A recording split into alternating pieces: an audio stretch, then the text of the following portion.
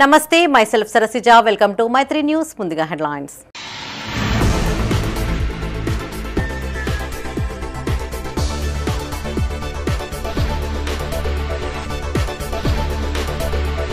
ఉగ్రవాద నిర్మూలనే కేంద్ర ప్రభుత్వ లక్ష్యమన్న Bandi Sanjay anti terrorism day సందర్భంగా క్రీడాకారుల ర్యాలీ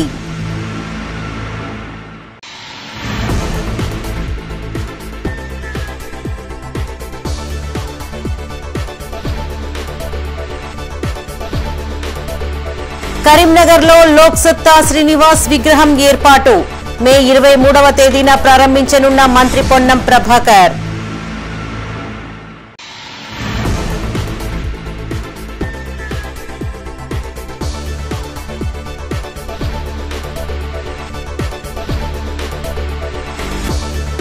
రాజీవ్ గాంధీ వర్ధంతి సందర్భంగా ఘన నివాళులు కాంస్య విగ్రహ ఏర్పాటుకు ఎమ్మెల్యే కవ్వంపల్లి శంకుస్థాపన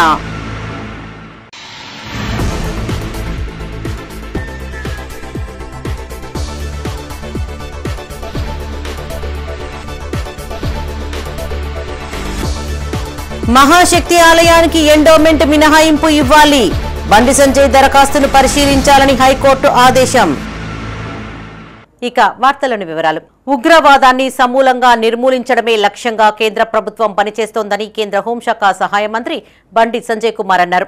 ఉగ్రవాద వ్యతిరేక దినోత్సవాన్ని పురస్కరించుకుని కరీంనగర్ జిల్లా క్రికెట్ అసోసియేషన్ ఆధ్వర్యంలో భారీ ర్యాలీ నిర్వహించారు. కేంద్ర మంత్రి బండి సంజయ్ ముఖ్య అతిథిగా హాజరై జెండా ఊపి ర్యాలీని ప్రారంభించారు. ప్రపంచంలో టెర్రరిజాన్ని అణచివేసే శక్తి సామర్థ్యాలు భారత్కు ఉన్నాయనే విషయాన్ని ప్రపంచమంతా గుర్తించిందన్నారు. పాకిస్తాన్ టెర్రరిస్టులకు అడ్డాగా మారిందని, టెర్రరిస్టులను ప్రోత్సహిస్తూ ఆ దేశం ఆర్థిక సాయం చేస్తోందన్నారు. టెర్రరిజంపై యుద్ధం చేసేందుకు దేశ ప్రజలు సిద్ధంగా ఉండడం సంతోషకరమన్నారు. టెక్నాలజీని ఉపయోగించి పాక్ దాడులను తిప్పికొట్టిన ఘనత దేశ సైన్యానిదేనని కొనియాడారు. మోదీ నాయకత్వంలో అమిత్ షా సారథ్యంలో టెర్రరిజాన్ని అంతం చేసేందుకు చర్యలు తీసుకుంటుందని చెప్పారు. యాంటీ టెర్రరిజం డే సందర్భంగా జిల్లా క్రికెట్ సంఘం ముందుకొచ్చి ర్యాలీ నిర్వహించడం సంతోషంగా ఉందన్నారు. ఈ కార్యక్రమంలో బండి సంజయ్తో పాటు క్రికెట్ అసోసియేషన్ అధ్యక్షులు ఆగంరావు, మురళీధర్ రావు, కేడీసీఏ ప్రతినిధులు మనోహర్ రావు, అసోసియేషన్ నాయకులు, బీజేపీ నాయకులు, క్రీడాకారులు పాల్గొన్నారు. యాంటీ టెర్రరిజం డే సందర్భంగా కరీంనగర్ డిస్ట్రిక్ట్ క్రికెట్ అసోసియేషన్ ఆధ్వర్యంలో ఈరోజు ఈ కార్యక్రమాన్ని ఏర్పాటు చేయడం చాలా సంతోషం. ఇవాళ ప్రపంచంలో టెర్రరిజాన్ని అణచివేసే శక్తి, ఆ సామర్థ్యం, ఆ ఆలోచన దేశం భారతదేశంగా ఇవాళ ప్రపంచ దేశాలని గుర్తిస్తున్న విషయం మనందరూ తెలిసిందే. మొన్న పెహల్గాంలో దాడుల తర్వాత, ఆ దారుణ సంఘటన తర్వాత టెర్రరిస్టు స్థావరాలను గుర్తించి సామాన్య ప్రజలకు ఇబ్బంది లేకుండా ధ్వంసం చేసినటువంటి విషయాన్ని ప్రపంచమంతా గుర్తించి ఇవాళ పాకిస్తాన్లో టెర్రరిజాలకు స్థావరాలు ఇవ్వడం, వాళ్ళకి ఆర్థికంగా ప్రోత్సహించే ప్రయత్నం చేయడం, ఇతర దేశాల నుంచి ఆయుధాలు రప్పించే ప్రయత్నం చేయడం, ఇవన్నింటినీ గుర్తించినటువంటి నరేంద్ర మోడీ గారి యొక్క ప్రభుత్వం ఇవాళ ఏ విధంగా 9 స్థావరాలను మనం ధ్వంసం చేయడం జరిగింది. దాదాపు 100 మంది ఉగ్రవాదులను, కఠినాధికమైన ఉగ్రవాదులను మట్టుపెట్టడం జరిగింది. బట్ ఈ పరిస్థితుల్లో ప్రతి భారతీయుడు పెహల్గాం సంఘటన తర్వాత టెర్రరిజానికి వ్యతిరేకంగా గతంలో భారతదేశం మీద బాంబే బ్లాస్ట్ కానీ, హైదరాబాద్లో గోకుల్చాట్ కానీ, లుంబిని పార్క్ కానీ, మక్కా మసీద్ బాంబ్ బ్లాస్ట్ కానీ, ఇవన్నీ జరిగిన తర్వాత కూడా ఇవాళ సమాజం లోపల మార్పు వచ్చింది. మన పెహల్గాం సంఘటన తర్వాత ఇలా సమాజం లోపల, దేశ ప్రజల లోపల మార్పు వచ్చింది. అవసరం వస్తే టెర్రరిజానికి వ్యతిరేకంగా నేనే స్వయంగా వెళ్ళి దేశానికి అనుకూలంగా టెర్రరిజానికి వ్యతిరేకంగా యుద్ధం చేయాలి అని చెప్పి ఒక ఆలోచన ప్రతి భారతీయుల లోపల రావడం నిజంగా చాలా సంతోషం. మన కొంతమంది సైనికులు వాళ్ళ ఆత్మ బలిదానం చేయడం, దాంతోపాటు సామాన్య ప్రజలు కూడా బలిదానం చేయడం. భారతదేశం మాత్రం పాకిస్తాన్ సామాన్య ప్రజలను టార్గెట్ చేయకుండా కేవలం టెర్రరిస్ట్ స్థావరాలను మాత్రమే టార్గెట్ చేసింది. ప్రభుత్వ పాఠశాలల్లో నమోదు శాతాన్ని పెంచి నాణ్యమైన విద్యను అందించాలని జిల్లా కలెక్టర్ పమేలా సత్పతి అన్నారు. పాఠశాల విద్యను బలోపేతం చేయడంలో భాగంగా విద్యాశాఖ ఆధ్వర్యంలో ప్రభుత్వ ఉపాధ్యాయులకు 5 రోజుల శిక్షణ కార్యక్రమం కొత్తపల్లిలోని సెయింట్ జార్జ్ పాఠశాలలో నిర్వహిస్తున్నారు. ఈ శిక్షణ కార్యక్రమానికి కలెక్టర్ హాజరయ్యారు. ఉపాధ్యాయులు పిల్లలకు విద్య నేర్పడంతో పాటు విభిన్నమైనటువంటి కొత్త అంశాలను సైతం నేర్పించడం ముఖ్యమని చెప్పారు. ప్రభుత్వం ఎన్నో నిధులు వెచ్చించి ప్రభుత్వ పాఠశాలలు అనేక సదుపాయాలను కల్పిస్తోందని గుర్తు చేశారు. ప్రాథమిక పాఠశాల దశ విద్యార్థులకు పునాది వంటిదని, విభిన్న నైపుణ్య మెలకువలతో ఉపాధ్యాయులు వారికి విద్యాబుద్ధులు నేర్పించాలని సూచించారు. ఈ కార్యక్రమంలో quality coordinator Ashok Reddy, Saint George పాఠశాల చైర్మన్ ఫాతిమారెడ్డి, మండల విద్యాధికారులు పాల్గొన్నారు.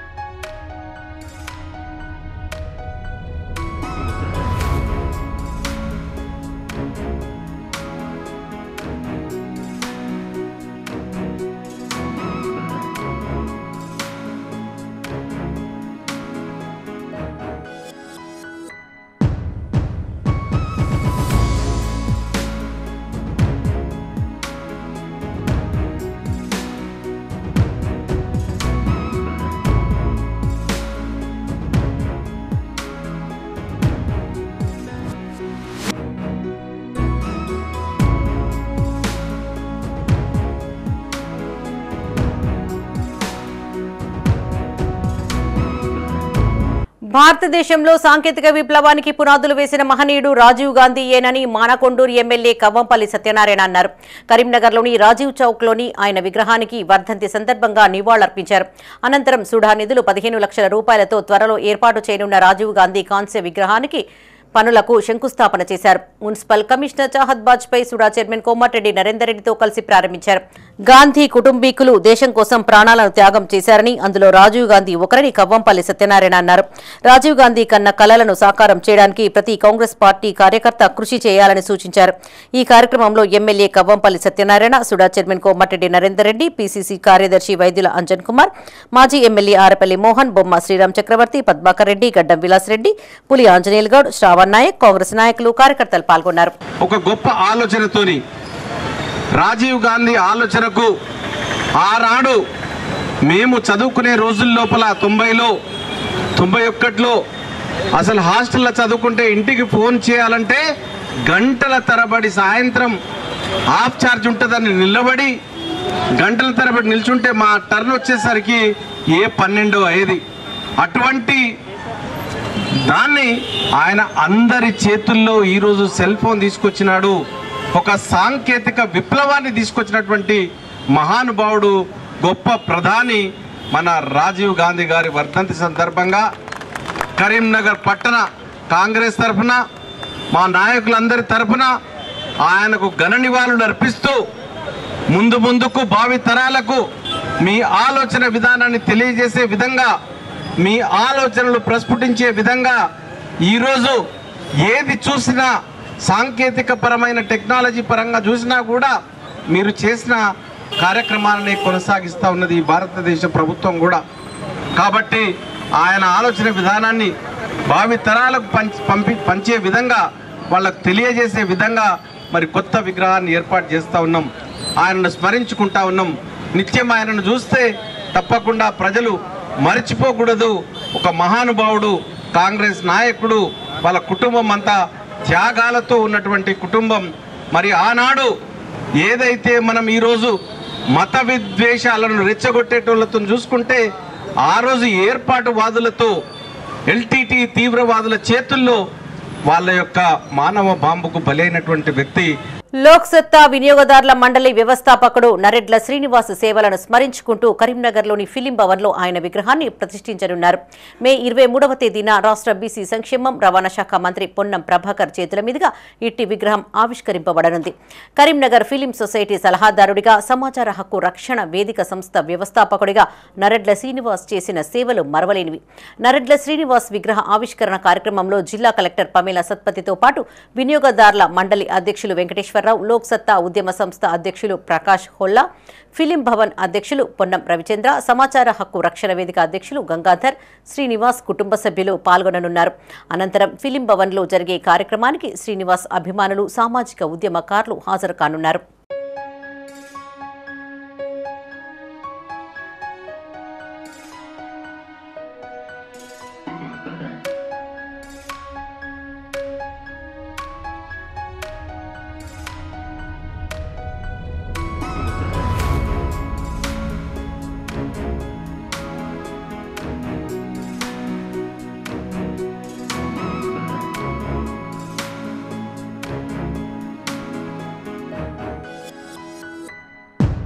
తెలంగాణ రాష్ట్రాన్ని తెచ్చి కాళేశ్వరం ప్రాజెక్టును నిర్మించిన అపర భగీరథుడు కేసీఆర్ అని మానకొండూరు మాజీ ఎమ్మెల్యే రసమయి బాలకిషన్ అన్నారు.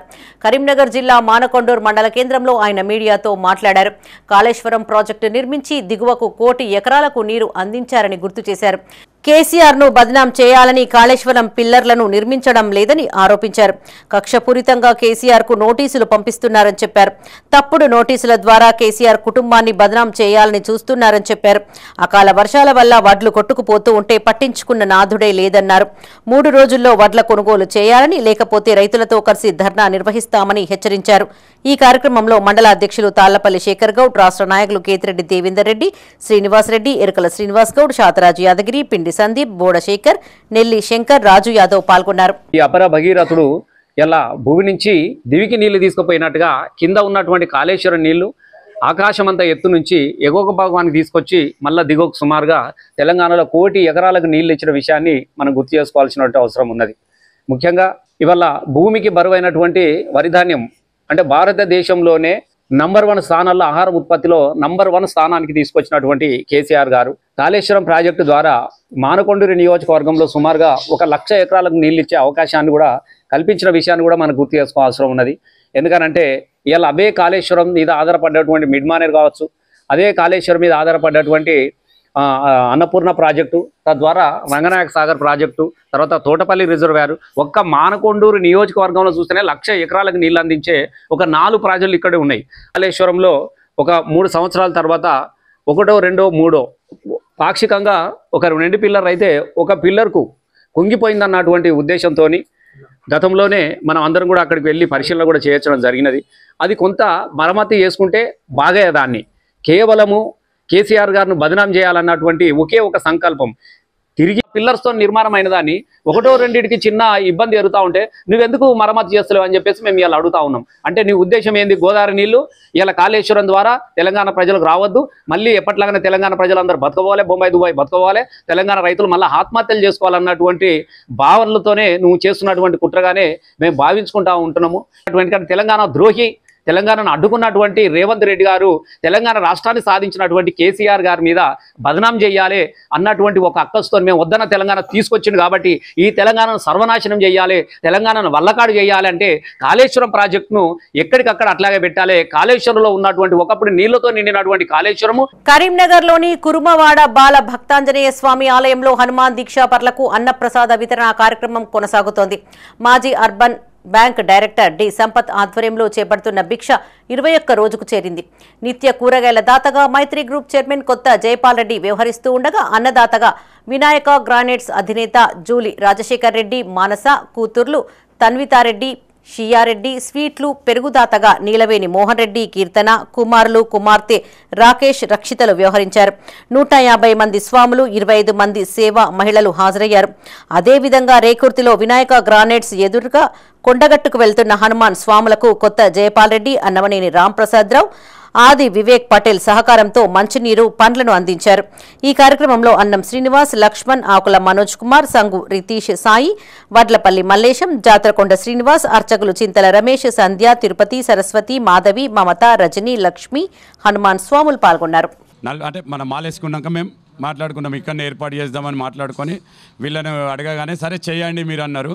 మీరు ఇంత బలం ఇచ్చి చేయండి, ఏదైనా ఉంటే చూద్దామని చెప్పాను. అన్నాక నాకు దగ్గర వాళ్ళు మిత్రులైన జయపాల్ రెడ్డి గారు, అలాగే ఇంకా 3-4 స్వాములు అంటే మిత్రులు, బయట మిత్రులు, అలాగే ముఖ్యంగా నా కూతురు డాక్టర్ డి నేహారెడ్డి గారు యూఎస్లో ఉంటారు, వారిని సంప్రదించి అడగానే చేయండి పాప అని చెప్పాను. అనగానే వీళ్ళందరి సహకారంతో, ఎందుకంటే ఇక్కడ పడుకొని ఇక్కడ ఉండి బయటికి వెళ్ళడం ఎందుకు, మనం కూడా హనుమాన్ స్వామి చూసుకుంటాడని చెప్పని ఒక ధైర్యంతో ఇక్కడ అన్నదానం స్టార్ట్ చేశాము. ఏది అన్నదాన వితరణ మే 1కి స్టార్ట్ చేసి, ఎందుకంటే 11 రోజులు 12 రోజులు అన్నదానం చేద్దాం అనుకున్నాం.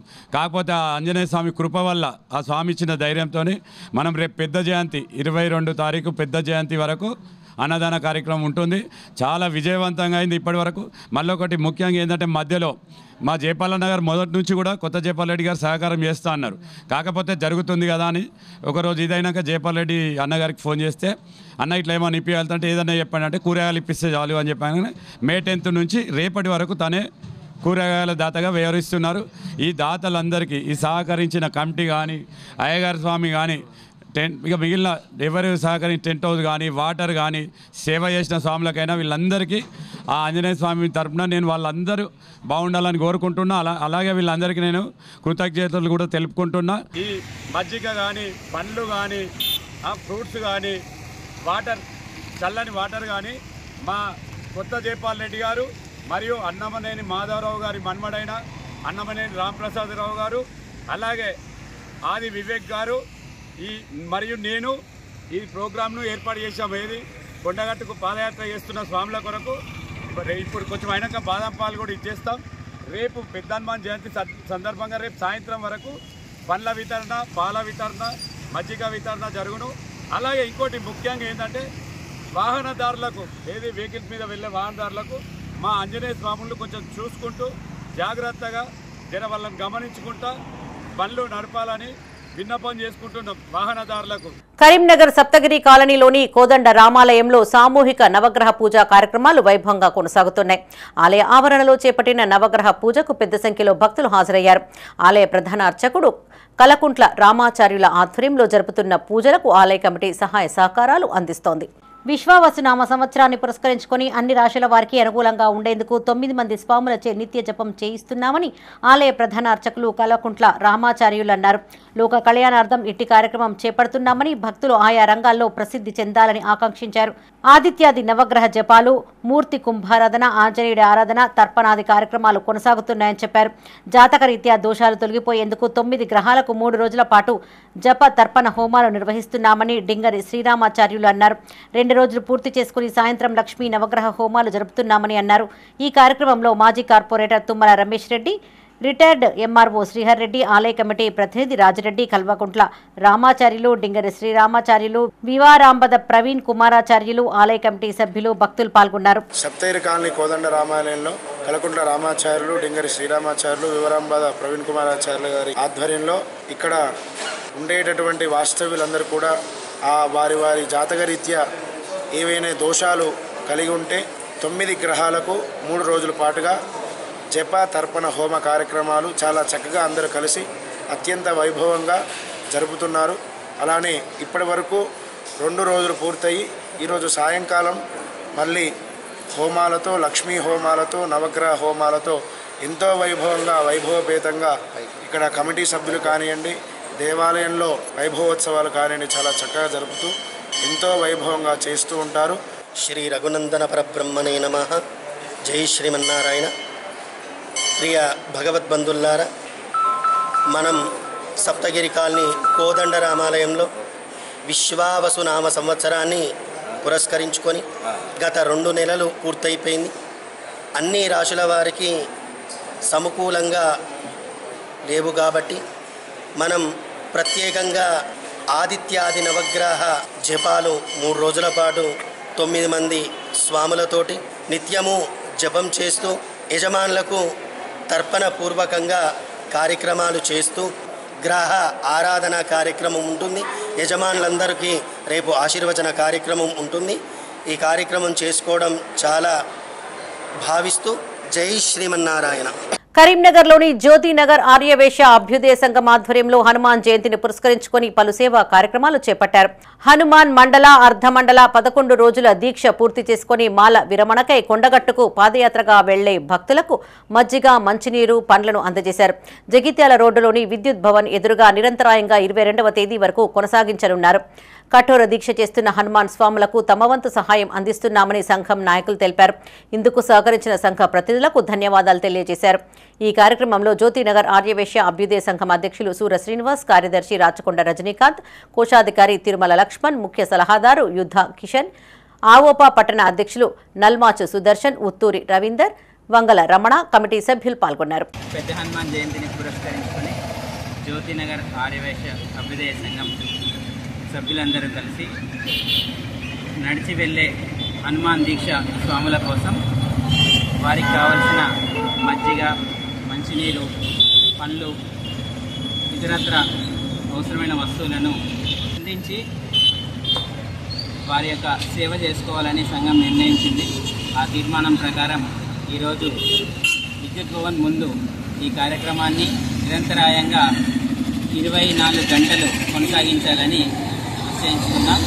హనుమాన్ జయంతి పురస్కరించుకుని జ్యోతినగర్ ఆర్యవైశ్య అభ్యుదయ సంఘం తరఫున హనుమాన్ భక్తులకు, నడిచి వెళ్లే హనుమాన్ భక్తులకు ఈరోజు మజ్జిగ, అరటి పండ్లు ఉంచడం జరిగినది. వారందరికీ కూడా ఇక్కడ ఈ రోజు నుండి రేపు మధ్యాహ్నం వరకు కూడా, ఎల్లుండి పొద్దున వరకు నిరంతరం కూడా వారికి మేము సేవలు అందించడానికి అందరం మా జ్యోతినగర్ ఆర్యవైశ్య సభ్యులందరూ కూడా సమిష్టిగా సాయం చేస్తున్నారు. ఇటు సాయం ఈ కార్యక్రమానికి అందరూ కూడా సాయం అందించిన కరీంనగర్ రూరల్ మండలం బొమ్మకల్ గ్రామంలోని రేణుకా ఎల్లమ్మ తల్లి ఉత్సవాలు ఘనంగా నిర్వహించారు. గీత పారిశ్రామిక సహకార సంఘం బొమ్మకల్ రేణుకా ఎల్లమ్మ ఆలయ కమిటీ ఆధ్వర్యంలో గత 3 రోజులుగా ఎల్లమ్మ పట్నాలు కొనసాగుతున్నాయి. లగ్గపట్నం ఎల్లమ్మ బోనాలను మహిళలు నెత్తిన ఎత్తుకుని అమ్మవారికి ముక్కులు చెల్లించుకున్నారు. 3వ రోజున పెద్ద పట్నాలు వేసి ఎల్లమ్మ తల్లి కళ్యాణాన్ని ఘనంగా నిర్వహించారు. మహిళలు అమ్మవారికి ఓడిబియ్యాన్ని సమర్పించారు. బొమ్మకల్లోని ఈ సంవత్సరం ఆలయాన్ని నిర్మించుకుని వేడుకలు జరుపుకోవడం సంతోషంగా ఉందని సంఘం అధ్యక్షులు బూస సాయికృష్ణ గౌడ్, కోశాధికారి బూస శ్రీనివాస్ గౌడ్ అన్నారు. తమ పూర్వీకులు గ్రామంలో రేణుకా ఎల్లమ్మ తల్లి ఆలయం ఉండాలని ఆకాంక్షించేవారని గుర్తు చేశారు. ఈ కార్యక్రమంలో బూస సాయికృష్ణ గౌడ్తో పాటు గౌరవ అధ్యక్షులు బూస సత్యనారాయణ గౌడ్, ప్రధాన కార్యదర్శి అశోక్ గౌడ్, కోశాధికారి శ్రీనివాస్ గౌడ్, ఉపాధ్యక్షులు పరశురాములు గౌడ్, సంఘం బాధ్యులు, కమిటీ బాధ్యులు పాల్గొన్నారు. బొమ్మకల్లో ఎన్నో సంవత్సరాల నుంచి మా తాతల నుంచి తండ్రుల నుంచి లేని గుడి మా జనరేషన్లో జ్వరం ఇది ఒక గొప్ప అనుభూతాన్ని మేము భావిస్తున్నాం. రీసెంట్గా ఫిబ్రవరిలో గుడి శంకుస్థాపన ప్రారంభోత్సవం జరిగింది. ఇప్పుడు వితిన్ షార్ట్ టైం మనకు ఈ రీసెంట్గా ఇప్పుడు పట్టణాలు చేయడం జరిగింది.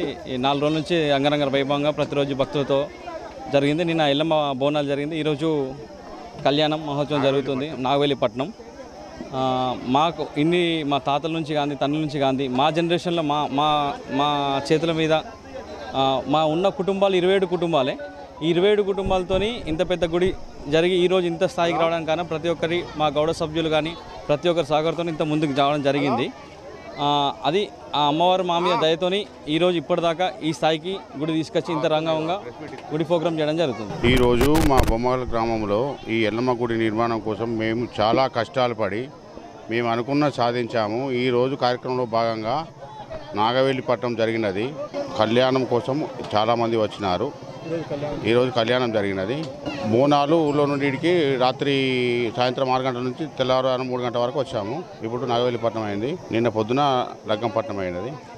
సంతోషంగా కార్యక్రమం జరిగింది. ఈ రోజు కొత్త రేషన్ కార్డులు మంజూరు చేయడంలో ఆనాటి బీఆర్ఎస్ ప్రభుత్వం విఫలమైందని యూత్ కాంగ్రెస్ మాజీ అధ్యక్షులు అబ్దుల్ రెహమాన్ అన్నారు. నగరంలోని డీసీసీ కార్యాలయంలో ఆయన మీడియాతో మాట్లాడారు. గత 10 ఏళ్లుగా సివిల్ సప్లై మంత్రిగా ఉన్న గంగుల కమలాకర్ ఎన్ని కొత్త రేషన్ కార్డులను మంజూరు చేశారని ప్రశ్నించారు. కాంగ్రెస్ పార్టీ రేషన్ కార్డులు ఇవ్వలేదంటూ గంగుల అసత్యాలు చెప్పడాన్ని తీవ్రంగా ఖండిస్తున్నామన్నారు. జిల్లాలో 18,060 అప్లికేషన్లు వస్తే 11,624 కొత్త రేషన్ కార్డులను మంజూరు చేశామని చెప్పారు. కాంగ్రెస్ ప్రభుత్వం ఏర్పడిన 16 నెలల్లోనే పేదలకు తెల్ల రేషన్ కార్డులు ఇచ్చామన్నారు. ఈ సమావేశంలో coordinator Mohammed Ameer, Siripuram Manoj, youth Congress secretary Saddam, youth Congress secretary Kaleem, నాయకులు, సభ్యులు పాల్గొన్నారు. కాంగ్రెస్ పార్టీ కాంగ్రెస్ ప్రభుత్వం ఒక్క రేషన్ కార్డు కూడా ఇవ్వలే అని మీడియా ముఖంగా చెప్పడం జరిగింది. నేను దానికి తీవ్రంగా ఖండిస్తున్నా. ఎందుకంటే గంగుల కమలాకర్ గారు, మీరు మీ బీఆర్ఎస్ ప్రభుత్వం ఉన్నప్పుడు మీరు సివిల్ సప్లై మంత్రి, మీరు ఎన్ని రేషన్ కార్డులు ఇచ్చారు కరీంనగర్ జిల్లా ప్రజలకు? ముఖ్యంగా కరీంనగర్ నియోజకవర్గం, మీ నియోజకవర్గం సివిల్ సప్లై డిపార్ట్మెంట్ మీ డిపార్ట్మెంటే, మీరే దానికి మంత్రిగా ఉండి ఎన్ని రేషన్ కార్డులు కరీంనగర్ నియోజకవర్గం ప్రజలకు ఇచ్చారు? మీరు సమాధానం చెప్పాలి. మేము గౌరవంగా చెప్పుకుంటాం. కాంగ్రెస్ ప్రభుత్వం ఏర్పడినాక 16 నెలల మేము రేషన్ కార్డులు ఇచ్చిన ఈ దాఖలా ఇది. మేము ఎన్ని రేషన్ కార్డులు ఇచ్చినాం? మీరు ఒక్క పేరు కూడా యాడ్ చేయలేని మీరు దుర్మార్గులు. మీరు ఈరోజు మా కాంగ్రెస్ ప్రభుత్వంని మీరు చెప్తుర్రా? నేను మీకు అసెంబ్లీ వైజ్ చెప్తా. ఇప్పుడు కరీంనగర్ నియోజకవర్గంలో కొత్త రేషన్ కార్డుకు వచ్చిన అప్లికేషన్స్ 7,413. అందులో 4,265 అప్లికేషన్స్ అప్రూవల్ చేసినాం కొత్త రేషన్ కార్డులు. అలాగే అందులో పెండింగ్ ఉన్నాయి 487 పెండింగ్ ఉన్నాయి. మొత్తం కరీంనగర్ నియోజకవర్గంలో 3,091 పెండింగ్ ఉన్న అప్లికేషన్ త్వరలోనే పూర్తి ఎంక్వైరీ జరుగుతున్నాయి, త్వరలోనే పూర్తి అయిపోతాయి. అందులో మానకొండూరు నియోజకవర్గంలో 1933 అప్లికేషన్స్ వస్తే 852 అప్లికేషన్స్ అప్రూవల్ అయినాయి. కరీంనగర్ జిల్లాలోని గన్నేరువరం మండలంలో గల ఖాసింపేట గ్రామంలో హనుమాన్ దీక్షా స్వాములు శోభాయాత్రను ఘనంగా నిర్వహించారు. గత కొద్ది రోజులుగా హనుమాన్ దీక్షా పరులు కఠోర దీక్షను కొనసాగిస్తున్నారు. ఈ నెల 22వ తేదీన హనుమాన్ జయంతిని పురస్కరించుకుని ట్రాక్టర్లో శ్రీరాముడి చిత్రపటంతో డీజే భక్తి గీతాలతో పాటు నృత్యాలు చేస్తూ బజరంగ బలి జెండాను చేతపట్టుకుని భక్తి శ్రద్ధలతో శోభాయాత్రను చేపట్టారు. ఈ కార్యక్రమంలో గ్రామ హనుమాన్ దీక్షా స్వాములు, ప్రజలు అధిక సంఖ్యలో పాల్గొన్నారు.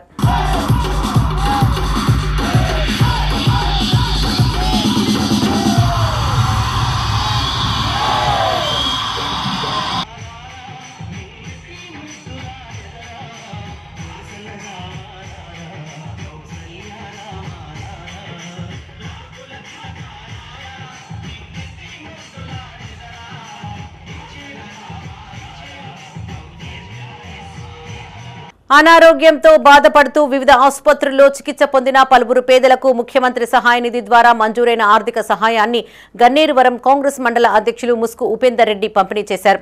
కరీంనగర్ జిల్లా గన్నేరువరం మండలంలో రైతు వేదికలో చెక్కుల పంపిణీ కార్యక్రమంలో 19 మంది లబ్ధిదారులకు చెక్కులను అందజేశారు.